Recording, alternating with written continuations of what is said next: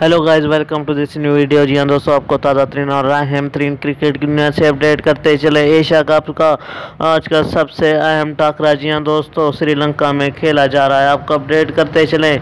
Asia cup में जो टीमें सबसे फेवरेट करार दी जाती हैं वो इंडिया और पाकिस्तान की हैं। जी हाँ दोस्तों, ये दूसरा वनडे मैच है। आज ही पता चल जाएगा कौन सी टीम सेमीफाइनल में क्वालिफाई कर जाएगी। जी दोस्तों, आपसे गुजारिश है अगर अभी तक मेरा चैनल सब्सक्राइब नहीं किया करने मेरे चैनल को ज़रूर सब्सक्राइब करें और साथ दिए गए बेल के आइकन को ऑल के नोटिफिकेशन पर इनेबल कर दें ताकि तमाम तर वीडियोस आपको वक्त पर मिलती रहें। जी दोस्तों, आपको अहम तरीन खबर से आगाह किया जा रहा है। पाकिस्तान की बात करें तो 1 पॉइंट टेबल के साथ और इंडिया भी 1 पॉइंट टेबल के साथ सैर फहरिस्त है। जी हाँ दोस्तों, अब ये देखना होगा कि कौन सी टीम आज के मैच में विन करने वाली है। अपनी राय का इज़हार कमेंट सेक्शन में ज़रूर करें। मुझे दीजिए इजाज़त, मिलते हैं नए वीडियो के साथ। Thanks for watching.